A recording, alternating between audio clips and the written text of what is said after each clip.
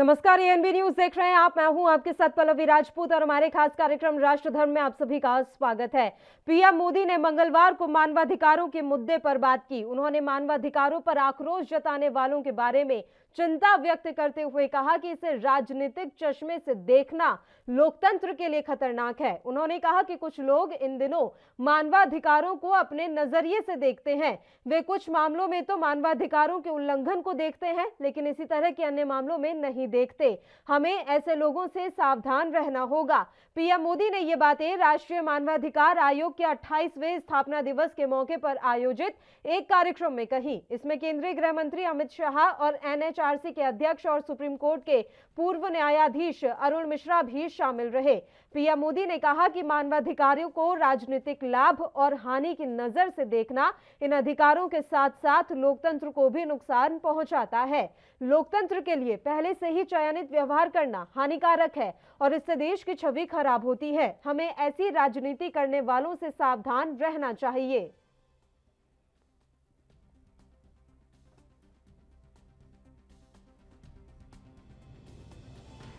हाल के वर्षों में मानव अधिकार की व्याख्या कुछ लोग अपने अपने तरीके से अपने अपने हितों को देखकर करने लगे हैं। एक ही प्रकार की किसी घटना में कुछ लोगों को मानव अधिकार का हनन दिखता है और वैसी ही किसी दूसरी घटना में इन्हीं लोगों को मानव अधिकार का हनन नहीं दिखता। इस प्रकार की मानसिकता भी मानव अधिकार को बहुत ज्यादा नुकसान पहुंचाती है। मानव अधिकार का बहुत ज्यादा हनन तब होता है जब उसे राजनीतिक रंग से देखा जाता है, राजनीतिक चश्मे से देखा जाता है, राजनीतिक नफा नुकसान के तराजू से तोला जाता है। इस तरह का सिलेक्टिव व्यवहार लोकतंत्र के लिए भी उतना ही नुकसानदायक है। हम देखते हैं कि ऐसे ही सिलेक्टिव व्यवहार करते हुए कुछ लोग मानव अधिकारों के हनन के नाम पर देश की छवि को भी नुकसान पहुंचाने का नरेंद्र मोदी ने मंगलवार को कहा कि कुछ लोग मानवाधिकारों के नाम पर देश की छवि खराब करने की कोशिश करते हैं। हमें ऐसे लोगों से सावधान रहने की जरूरत है। राष्ट्रीय मानवाधिकार आयोग के स्थापना दिवस के मौके पर आयोजित कार्यक्रम में बोलते हुए पीएम मोदी ने यह बात कही। इसके साथ ही उन्होंने मानवाधिकारों और महिलाओं के लिए किए गए कामों का भी जिक्र किया। पीएम मोदी ने कहा कि महिलाओं की सुरक्षा के लिए 700 जिलों में वन स्टॉप सेंटर स्थापित किए गए हैं।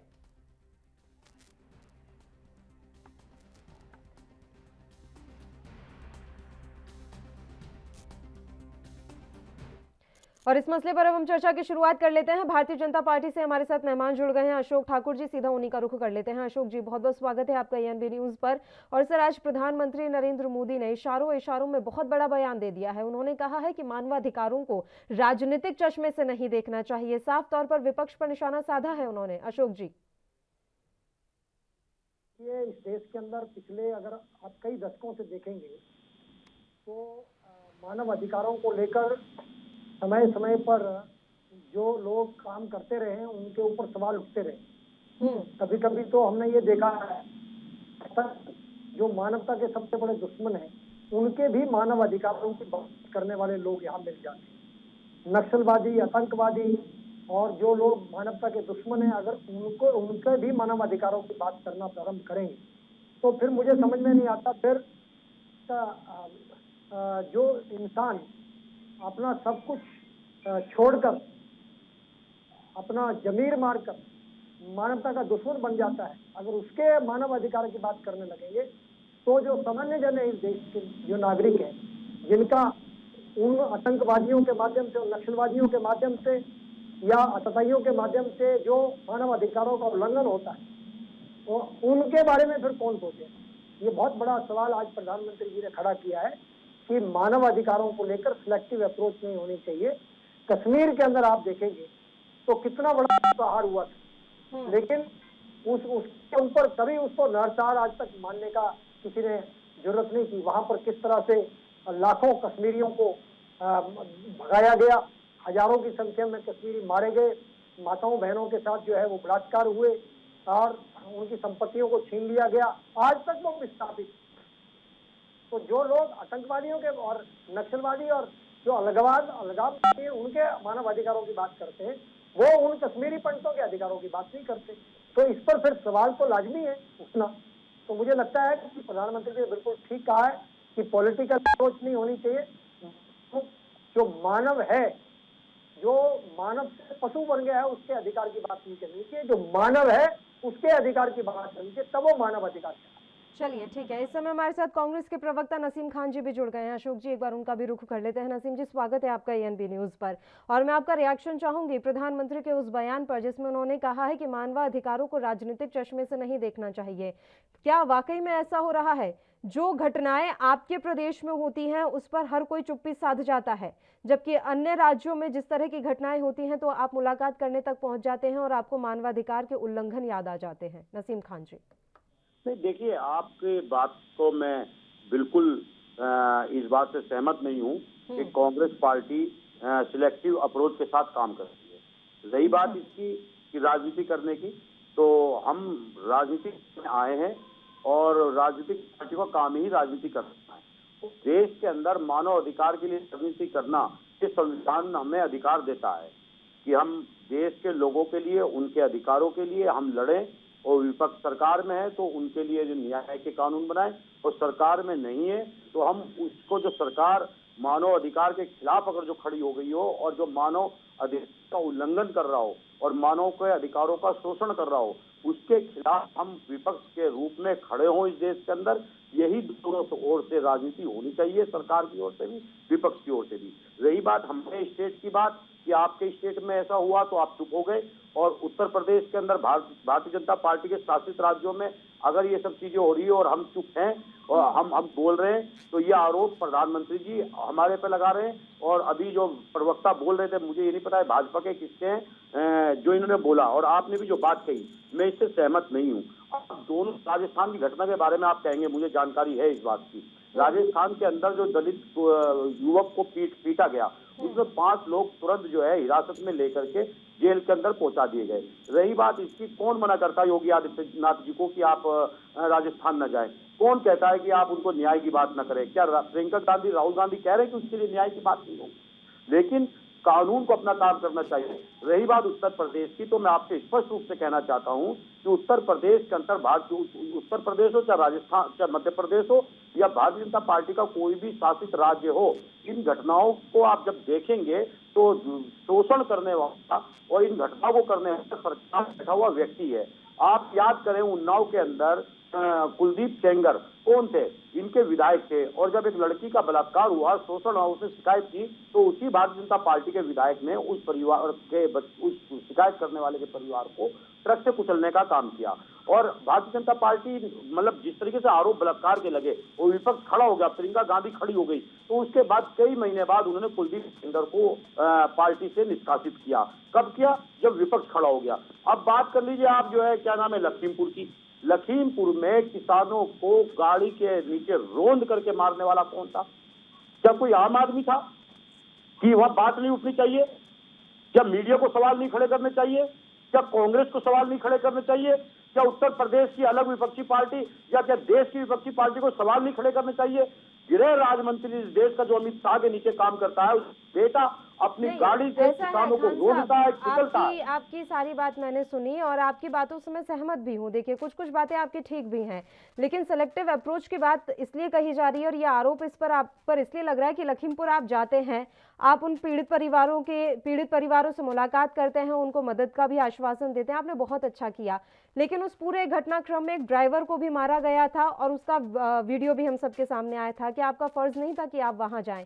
क्या वहां किसी तरह के मानवाधिकार का उल्लंघन नहीं हुआ था? इसके अलावा एक पत्रकार की भी गोली लगने से मौत हुई थी, क्या आप उसके परिवार से मिलने गए? ये सवाल भी तो उठता है ना, क्या क्यों नहीं गए राहुल गांधी, प्रियंका गांधी? मैं राजस्थान की बात ही नहीं कर रही थी, मैं तो यही पूछना चाह रही थी कि लखीमपुर में आप इन दोनों परिवारों के पास भी चले जाते।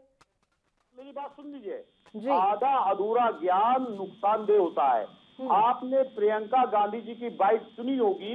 प्रियंका गांधी जी ने लखीमपुर के आईजी रेंज को ये बात कही है, ऑन मीडिया कही है कि मैं उस परिवार से, जो भारतीय जनता पार्टी के कार्यकर्ता थे, जिनकी मृत्यु हुई है, जो इस हादसे में मरे हैं, मैं उनसे मिलना चाहती हूं। अगर वो परिवार मुझसे मिलना चाहता है तो मैं वहां जाना चाहती हूँ। आईजी ने तुरंत प्रियंका गांधी को ये बात कही है, खुद प्रियंका गांधी ने कही है, मीडिया के सामने कही है। तो पत्रकार के बारे में बात कर रही थी आपने, तो चलिए मेरे ज्ञान पर सवाल उठा दिया कि मैं आधा अधूरा लेकर बैठी थी। आप तो आधा अधूरी बातें सुन रहे हैं, आप तो बैठे बैठे आधी अधूरी बातें सुन रहे हैं सर। मैं आपको पत्रकार के बारे में कह रही थी कि जिस पत्रकार की गोली के कारण मौत हुई, जिसे गोली लगी थी, मैं उसके बारे में आपसे जानकारी चाह रही हूँ नसीम खान जी। जिस पत्रकार के गोली लगी, आप देखिए सिद्धू जी, पूरी पंजाब कांग्रेस वहां उसके यहाँ मौजूद रही। क्या आप बात कर रहे हैं? क्या राहुल गांधी प्रियंका गांधी गए? आप आधी बात सुन रहे हैं, आप शायद मेरी बात ही नहीं समझ रहे हैं। सुनिए सुनिए सुनिए, मैं आपसे ये कह रहा हूँ, पत्रकार का मसला हो या कोई भारतीय जनता पार्टी का कार्यकर्ता हो, कांग्रेस पार्टी की संवेदनाएं हर व्यक्ति के लिए है। और हमारी नेता आदरणीय प्रियंका गांधी ने स्पष्ट रूप से कहा था कि मैं उस परिवार के भी जाने, पूरी सरकार पंजाब से उठकर उस पत्रकार के चली गई। पहले दिन से प्रियंका गांधी, राहुल गांधी की जुबान पर पत्रकार का नाम है। क्या बात कर रहे हैं हम हर व्यक्ति के लिए, चाहे भारतीय जनता पार्टी का आदमी क्यों ना हो, अगर उसके साथ शोषण हो रहा है और वो वहां मारा गया, और जो भारतीय जनता पार्टी का जो ड्राइवर आप जो बात कर रही है, उसके मारने में भी हाथ उस गृह राज्य मंत्री के बेटे का हाथ है। आप उन लोगों को वहां लेके गए, छोड़ करके भाग गए। जब आप पे आई छोड़ करके भाग गए, 5 किसान आपने कुचल दिए अपनी गाड़ी के नीचे, तो क्या करता वहां का आदमी? गाड़ी कुचल रहे हैं लोग, गाड़ियों को ना रोकते। आपने इतना बड़ा कांड, दिल्ली में बैठे हुए 2 आदमी, नरेंद्र मोदी और अमित शाह के कहने पे कांड किया उत्तर प्रदेश के अंदर। आप मूल मुद्दों को, पेट्रोल इससे पे जा रहा है, इसको दबाना चाहते हैं। सिलेंडर 1000 रुपयों के, इसको दबाना चाहते हैं। अपने एयरलाइंस बेचती से दबाना चाहते हैं। 21,000 करोड़ की हीरोइन नशे का कारोबार अडानी के पोर्ट पे उतरा है, इसको आप दबाना चाहते हैं। आतंकवाद के मुद्दे लाकर आप दबाना चाहते हैं। आपने 370 इसलिए हटाई थी कि आप 370 हटाने के बाद आतंकवाद खत्म हो जाएगा। और लगातार आतंकी हमारी सेना को मार रहे हैं, आप लोग इसे दबाना चाहते हैं। मैं मीडिया से और आप लोगों जैसे यूट्यूब चैनलों से मैं बधाई देता हूं आप लोगों को कि सच्चाई आप सामने ला रहे हैं। नहीं तो इस देश का स्ट्रीम मीडिया, जो मुख्य मीडिया है, जो मेन स्ट्रीम मीडिया मुख्य धारा का, वो कहीं ना कहीं मोदी और अमित शाह के डंडे के सर करके बैठ चुका है। इस देश के अंदर मुद्दे, किसान मर रहा है, युवा मर रहा है, बेरोजगारी चरम पर है, महंगाई चरम पर है, छोटी छोटी बच्चियों के साथ बलात्कार हो रहा है। अभी दिल्ली के अंदर क्या हुआ, उत्तर प्रदेश के अंदर क्या हो रहा है, पूरा देश त्राही त्राही मचा हुआ है। और ये भारतीय जनता पार्टी के लोग, 5 सैनिक कल हमारे मार दिए ऐसा है सर, आपकी बातें ठीक है, लेकिन अब ये बलात्कार का मसला यहाँ मत उठाइए, क्योंकि फिर जो आंकड़े आए ना वो बहुत ही दुखद आंकड़े हैं। फिर आप ये देखिए, फिर आप महिलाओं के और बच्चियों के अधिकारों का संरक्षण राजस्थान में कीजिए जाके नसीम खान जी। महिलाओं और बच्चियों के अधिकारों का संरक्षण राजस्थान में कीजिए नसीम खान जी। पहले नंबर पर बना हुआ है बलात्कार में, पहले नंबर पर बना हुआ है बलात्कार में, पहले नंबर पर बना हुआ है बलात्कार में। अब आप मेरी बात सुन लीजिए, अब आप आधा अधूरा ज्ञान लेकर जो बैठे हुए हैं वो भी देख लीजिए। आपको बड़ी पड़ी है ना महिलाओं और बच्चियों के अधिकारों की रक्षा करने की, तो वहां पर कीजिए जरा जाकर रक्षा। जो पहले नंबर पर बन गया है वो उठ गया है आकर। राजस्थान में हो रहे हैं सबसे ज्यादा रेप, आपको भी पता है ये आंकड़े। अगर करना है तो सबके अधिकारों का आप कीजिए यहाँ रक्षण। कांग्रेस ऐसे सेलेक्टिव अप्रोच मत कीजिए। आपको याद है, सारी चीजें याद है, मैं सारी बातों से सहमत हूँ, लेकिन बात यही है कि अगर आप महिलाओं और बच्चियों के अधिकारों की बात कर रहे हैं तो वो आपको भी अपने ऊपर देखना पड़ेगा कि आप कितना कर पा रहे हैं। अशोक ठाकुर जी, आपका मैं रुख करूंगी। बात तो सही है ना, किसने रोका था आपको? आप जाते, योगी आदित्यनाथ क्यों नहीं गए लखीमपुर में? क्या उन्हें दुख नहीं हुआ कि वहां पर किसानों के परिवारों के साथ क्या हुआ, कितने लोगों की जान चली गई? देखिए, आदित्यनाथ योगी जी के जो प्रतिनिधि है वो तुरंत मौके पर पहुंचे और किसानों के साथ बात करी और किसानों को पूरा आश्वासन दिया। किसान उनके आश्वासन से आश्वस्त थे। अच्छा, मैं आपको बीच में रोक रही हूँ अशोक जी, एक चीज मुझे और ऐड करनी है।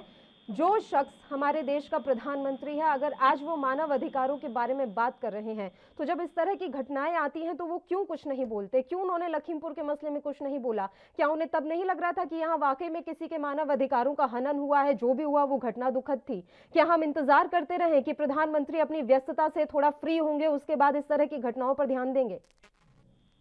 देखिए, प्रधानमंत्री जी प्रत्येक घटना का संज्ञान लेते हैं। कुछ पर दुख प्रकट करना होता है और कुछ पर एक्शन लेना होता है। अंबानी का कुत्ता बढ़ता है, दिल्ली में बीमार होता है, संज्ञान लेते हैं।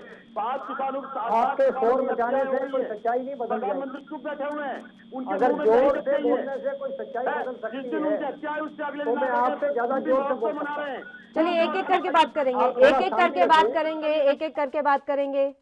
एक साथ मत बोलिए, दोनों एक एक करके बात करेंगे। अशोक ठाकुर जी आप अपनी बात रख लीजिए, उसके बाद मैं खान साहब आपको ये रुक अगर करूंगी। चुप नहीं होंगे तो कैसे बात है? ठीक है बोलिए, वो शांत है। मैं ये कह रहा हूँ कि प्रधानमंत्री जी कुछ घटनाओं पर उनको बोलना आवश्यक होता है, कुछ पर एक्शन लेना आवश्यक होता है। और यहाँ पर जो है वो आशीष मिश्रा गिरफ्तार हुए हैं और विद इन 24 आवर जो है, इवन 12 घंटे के अंदर ही प्रशासन ने एक्शन लिया, जो पीड़ित थे उनके साथ बातचीत करी और उनको पूरी तरह से आश्वासन दिया, वो आश्वस्त थे, तब जाकर जो है प्रशासन ने जो है उनको आश्वस्त करके और आगे की कार्रवाई की है। और उचित कार्रवाई आगे लगातार कार्रवाई बढ़ रही है और एक भी दोषी को बख्शा नहीं जाएगा, इस बात में कोई दोहराई नहीं। लेकिन मैं कांग्रेस के मित्र से पूछना चाहता हूँ, ये इतना जोर जोर से जो बातें कर रहे हैं, मैं उनसे पूछना चाहता हूँ, जब कश्मीर के अंदर लाखों कश्मीरियों को विस्थापित किया जाता है, उनके साथ बलात्कार, माताओं बहनों के साथ बलात्कार होता है, हजारों की संख्या में मारा जाता है, तब इनका जो मानवाधिकार है, इनकी जो पीड़ा है वो बोलती नहीं है। जब दिल्ली के अंदर 10,000 से ज्यादा सिखों को मारा जाता है, तब इनके नेताओं को पीड़ा नहीं होती है, तब वो कहते हैं बड़ा पेड़ गिरता है तो ये छोटे मोटे लोग जो है 10,000 लोगों को ये छोटा मोटा संख्या मानते हैं। जब मेरठ के अंदर वीर बहादुर सिंह जब मुख्यमंत्री थे उत्तर प्रदेश के, तब जो मेरठ के अंदर नरसंहार किया गया था और वो अल्पसंख्यक समाज के ही मुसलमान ही थे ज्यादातर जिनकी लाशें पाई गई थी नदी के अंदर जो है, वो उस समय इनका मानवाधिकार नहीं बोलता है। जब मुजफ्फरनगर या मुजफ्फरपुर के दंगे हुए थे तब इनका मानवाधिकार नहीं बोलता है। मैं एक बात समझ में नहीं आती है, कांग्रेस का मानवाधिकार सिलेक्टिव क्या है? जब दिल्ली के अंदर जो आतंकवादी बच्चे पकड़े गए थे और इंस्पेक्टर महेश शर्मा जो मारे गए थे उसमें कार्रवाई में, तो महेश शर्मा का मानवाधिकार इनको नहीं नजर आता, लेकिन जो आतंकवादी थे उनके लिए इनकी नेता के जो है आंसू बहते थे, वो रात को रोती थी। तो मुझे ये समझ में नहीं आता कि जब संसद के ऊपर हमला करने वाले जो दोषी थे उनके लिए इनकी पीड़ा होती है, उनके जो देश के दुश्मन हैं, देश की जो मानवता के दुश्मन हैं, जो लगातार लोग मानव अधिकारों का हनन करने के लिए जिनको जाना जाता है, उन सब के लिए कांग्रेस के नेताओं के दिल में पीड़ा होती है, उनको रात को नींद नहीं आती है, वो बहुत जोर जोर से रोते हैं।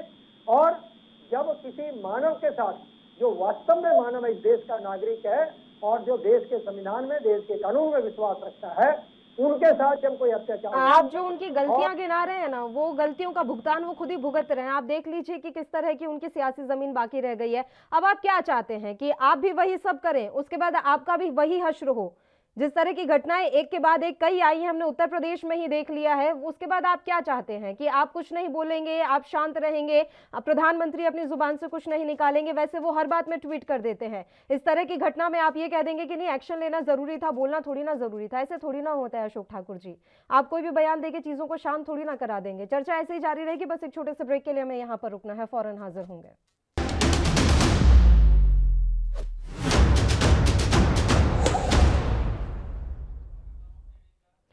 ब्रेक के बाद एक बार फिर से राष्ट्रधर्म में आप सभी का स्वागत है। दोनों मेहमान लगातार हमारे साथ बने हुए हैं। एक बार फिर से चर्चा की शुरुआत कर लेते हैं। नसीम खान जी, ब्रेक पर जाने से पहले आपने सारी बातें सुनी होंगी अशोक ठाकुर जी की।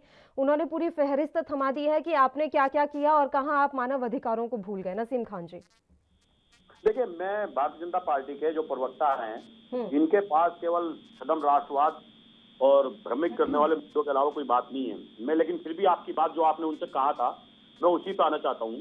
हम बिल्कुल गलत हैं, बुरे हैं हम इनकी नजर में देशद्रोही हैं। ये जो कह रहा है सब कुछ ठीक है। भाई आप क्यों ऐसा हो रहे हो? आप 120 के मुजरिम को जो क्यों गृह राज्य मंत्री बनाए हुए हो? आपने क्यों अपने मंत्री के बेटे से पूछताछ नहीं करवाई? जब प्रियंका गांधी जी रोड पर आई, आप जब पूछताछ करवा रहे हो, आपने क्यों कुलदीप सेंगर को 1 महीने तक रखा? क्यों चिन्मयानंद जी को जो है के फेवर में, जो आपके गृह राज्य मंत्री पहले थे, एक बच्ची की मॉलिश करने की शिकायत है और पूरी पार्टी उसके साथ पीछे खड़ी हो गई? हाथरस के अंदर क्यों आपने रात को 12 बजे एक दलित बच्ची की शव को छीन के परिवार को बंधक बना करके क्यों आपने उसको रात को जला पेट्रोल छिड़क? क्यों आपने हिंदू भाइयों को कोरोना के अंदर उनको क्रियाक्रम ना करा करके गाड़ने का काम किया, गंगा में लाशें भिगवाने का काम किया? और जब यूट्यूब चैनलों ने और आप जैसे मीडिया के लोगों ने उस लाशों को दिखाया, तो फिर पुलिस से पेट्रोल और घायलों के बीच में करके उन हिंदू भाइयों की लाशों को क्यों जलवाया? ये सारे जो कुर्कम सामने आ रहे हैं आज लोग समझ चुके हैं और आज भारतीय जनता पार्टी की जमीन खिसकती हुई नजर आ रही है। मैं इसमें कहना चाहता हूँ, छोड़ दीजिए, इनका काम दिन भर कांग्रेस को, राहुल गांधी को अक्सर दो बुरी बातें कहने का है। आप कहिए, हम नहीं कहना चाहते, लेकिन आप 35 रुपए का वादा करके आए थे तेल का, वो दे दीजिए। आप गैस को सस्ता करने का वादा करके आए थे, 1000 से ऊपर चली गई गैस, उसको कम कर दीजिए। 90 रुपए का जो सरसों का तेल था 220 से ऊपर हो गया, उसको आप 90 नहीं तो 100 कर दीजिए। आप स्मार्ट सिटी की बात की थी, वो कहाँ है? दाऊद इब्राहिम को लाने की बात की थी आपने, वो कहाँ है? 15 करोड़ रुपए हर आदमी खाते कहा था, वो कहाँ है? काला धन का वादा किया था, वो कहाँ है? ये सारे मुद्दे देश के अंदर हैं। आप कांग्रेस को बुरा कहते रहिए, लेकिन हमारे वो जो दिन थे वो हमें दे दीजिए। आपका ये जो ढकोसला था कि आतंकवाद का नाम, और आप हमारे पर आरोप लगा रहे हैं कि जब तकलीफ नहीं होती, जब जो है विस्थापित किए जाते हैं पंडित वहां से कश्मीर के, तो आज आपको तकलीफ क्यों नहीं हो रही है कि 1400। अच्छा, एक चीज और है नसीम खान जी, मेरा एक सवाल है, इसमें मैं ऐड कर देती हूँ, फिर आप अपनी बात जारी रखिएगा। छत्तीसगढ़ का एक मसला रहा जो अब 8 साल बाद उसमें खुलासा हुआ है कि कैसे 8 आदिवासियों की मौत हुई थी। आप उस मामले से बिल्कुल अभी बखूबी जानकार होंगे। तो अभी ये सवाल भी उठ रहा है कि कांग्रेस जाती है लखीमपुर में, वहां पर छत्तीसगढ़ सरकार और पंजाब सरकार मुआवजे का ऐलान करती है, लेकिन क्या अब वो 8 साल पहले के जो पीड़ित परिवार हैं उन्हें छत्तीसगढ़ सरकार की तरफ से मदद नहीं मिलनी चाहिए, या फिर मदद इसलिए नहीं मिल रही क्योंकि वो जो कांड था वो रमन सिंह के कार्यकाल में हुआ था? देखिए, मैं आपसे स्पष्ट रूप से कहना चाहता हूँ जी, हमारी सरकार बने हुए कुछ साल हुए, और राजस्थान की सरकार हो, पंजाब की सरकार हो या छत्तीसगढ़ की सरकार हो, अभी मुख्यमंत्री भूपेश बघेल जी ने वाराणसी के अंदर स्पष्ट रूप से योगी जी को इनवाइट किया। ये कहा कि आपने हमें एयरपोर्ट पे रोक लिया, मैं भी मुख्यमंत्री हूं, लेकिन आप छत्तीसगढ़ पहले भी आए हैं, हमने नहीं रोका, और अब जब चाहे किसी भी पीड़ित से आपको पता चलता हो हमारे यहाँ, हमारी पुलिस ले जाकर के आपको मिलवाई। रही बात ये, अब ये रमन सिंह के टाइम का जो मामला था जो सामने आ रहा है, अब निश्चित रूप से कांग्रेस पार्टी न्याय करेगी। और ये क्यों कह रहे हैं, हम दावे के साथ क्यों कह रहे हैं? मैं आपका नाम, क्योंकि मैं बाद में जुड़ा हूं, मैं आपका नाम नहीं जानता, लेकिन मैं मैडम आपसे एक बात स्पष्ट रूप से कहना चाहता हूं। आज अगर किसी को न्याय की बात देखनी है कि सरकार न्याय कैसा करती है, तो आपको छत्तीसगढ़ जाना पड़ेगा, क्योंकि अभी मुख्यमंत्री जी के पिताजी ने एक जाति टिप्पणी कर दी थी किसी जाति पर, तो मुख्यमंत्री जी ने अपने पिताजी को बिना देर किए जेल की हवा खिला दी थी, जेल में डाल दिया था। तो हम कार्रवाई करने से हिचकते नहीं है। रही बात इसकी, जो रमन सिंह के टाइम में जो हुआ है, अगर उस पर कार्रवाई नहीं होगी तो कार्रवाई भी होगी, मुआवजा भी मिलेगा, और कांग्रेस पार्टी पूरे देश के अंदर, चाहे भारतीय जनता पार्टी का शासित राज्य हो, चाहे कांग्रेस का शासित राज्य हो, चाहे दिगर क्षेत्रीय पार्टी का कोई भी शासित राज्य हो, अगर कहीं भी अन्याय होगा, उस अन्याय के खिलाफ कांग्रेस पार्टी खड़ी मिलेगी, चाहे वो हमारे ही मुख्यमंत्री क्यों ना हो। बात दूसरी चीज चल रही है जो प्रधानमंत्री जी ने आज कही है, जो आपके शीर्षक है आपके कार्यक्रम का, कि सिलेक्टिव अप्रोच का जो है मानव अधिकार। आप देखें, राजस्थान के अंदर पीटने वाले व्यक्ति कांग्रेस पार्टी के लीडर नहीं थे, लेकिन उत्तर प्रदेश के अंदर गाड़ी से कुचलने वाले व्यक्ति जो साजिश करता है वो गृह राज्य मंत्री, और जो मारने वाला है वो जो खुद उत्तर प्रदेश की पुलिस ने माना और पूरी जांच पड़ताल करके उसको जेल में डालने का काम किया, आदरणीय दीदी प्रियंका गांधी जी के सत्याग्रह के बाद, उस भारतीय जनता पार्टी से जुड़ा हुआ है। भारतीय जनता पार्टी से जुड़ा हुआ व्यक्ति है बुलंदशहर के अंदर जिसने इंस्पेक्टर को मारा, और वो भारतीय जनता पार्टी के बजरंग दल जो सहयोगी संगठन है वो था। जब वो बेल पर छूट कर आया, इन्हीं भारतीय जनता पार्टी के लोगों ने, जो कांग्रेस पर आरोप लगा रहे, उसको माला पहना करके, पुलिस के मारने वाले को माला पहना करके महिमा मंडन किया था। कुलदीप सेंगर भारतीय जनता पार्टी का व्यक्ति था, विधायक था, जिसने एक छोटी सी बच्ची का पूरा परिवार उजाड़ करके फेंक दिया। चिन्मयानंद, स्वामी चिन्मयानंद, वो भारतीय जनता पार्टी का। लगातार भारतीय जनता पार्टी के शासन में भारतीय जनता पार्टी के लोग अपराध, हत्या, बलात्कार कर रहे हैं। ये सरकारी संरक्षण हो रहा है। एक दूसरों के लिए बड़ी लंबी फहरिस्त जो है यहाँ पर इकट्ठी की हुई है, दोनों ही बता रहे हैं। नसीम खान जी रुक करूंगी मैं आपका। अशोक ठाकुर जी काफी देर से कुछ कहना चाह रहे हैं। इसकी वजह मेरा एक, मुझे 10 सेकंड का समय दे दीजिए। जी जी जल्दी बोलिए सर, उनका भी रुख करना है। देखिए, हम विधानसभा में छोटा दल जरूर है उत्तर प्रदेश के अंदर, 7 सीटों का, लेकिन आज हम संघर्ष में सबसे बड़ा दल बने हुए प्रियंका गांधी के नेतृत्व में। इसलिए मुझे छोटा दल होने के नाते मुझे समय दीजिए आप, और मैं उम्मीद करता हूं। अरे सर, आप सबसे बड़ी विपक्ष की सबसे बड़ी पार्टी हैं, आप छोटा दल कैसे हुए ये बताइए। एक तो इतनी पुरानी पार्टी, और अगर हम केंद्र में देखें तो सबसे बड़ा विपक्षी दल तो आप ही है नसीम खान जी। मैं उत्तर प्रदेश के अंदर बैठा हूँ। उत्तर प्रदेश के अंदर हम 7 सीटों की पार्टी है, जो सबसे छोटा दल कहलाता है। आप जल्दी बात कर लीजिए सर, ताकि मैं अशोक ठाकुर जी का प्रियंका गांधी को धन्यवाद करना चाहता हूँ। संघर्ष के मामले में आज उत्तर प्रदेश के अंदर सपा, बसपा और भाजपा सब गोनी हो चुकी है कांग्रेस के सामने। तो मैं आपसे समय मांग रहा था, ये सब अपराध क्यों हो रहे हैं? जब संवैधानिक पद पे बैठा हुआ मुख्यमंत्री ठोक दो, रोंद दो, पीट दो, ये सब बातें करेगा। तो और उसके ऊपर खुद चार्जेस रहे, उप मुख्यमंत्री के ऊपर आपराधिक मामलों के चार्जेस रहे। जब अपराधी किस्म के व्यक्ति सरकार में होंगे तो अपराध फले फूलेगा, अपराध फैलेगा। आज वो बुलडोजर कहाँ है योगी आदित्यनाथ जी का, जो गृह राज्य मंत्री के आशीष के घर पे चलना चाहिए था? वो एनएसए वो कहाँ है जो ये वो लगाते थे, एनएसए लगा दी, गुंडा लगा दी, वो गुंडा क्यों नहीं लग रही? एनआरसी ये जवाब मैं अशोक ठाकुर जी से लेना चाहूंगी। बताइए अशोक ठाकुर जी, बड़ा सवाल ये नसीम खान जी कर गए हैं कि आपका बुलडोजर और आपके ये जो एक्ट आप लगाते रहते थे सब पे, वो कहाँ चले गए? अब क्या आपको याद नहीं आ रहा कि इस तरह के एक्ट का इस्तेमाल होना चाहिए, आप बुलडोजर का इस्तेमाल होना चाहिए? अशोक ठाकुर जी देखिए, असीम खान जी थोड़ा मुझे लग रहा है ज्यादा ही परेशान है, पर मैं इनकी परेशानी समझ सकता हूँ, इनकी मजबूरी भी समझ सकता हूँ। पर मैं एक बात कहना चाहता हूँ, जो ये बार बार कोट कर रहे हैं, जरा इनको उस विषय पर गहराई से समझने की आवश्यकता है। देखिए, इनके पास कहने के लिए कुछ नहीं है, बार बार कुलदीप सेंगर का नाम लेते हैं, लेकिन ये सच्चाई नहीं बताएंगे कि ये सच्चाई नहीं बताएंगे कि कुलदीप सेंगर आज जेल के। अरे भैया थोड़ी शांति रखिए। आप तो मुझे लग रहा है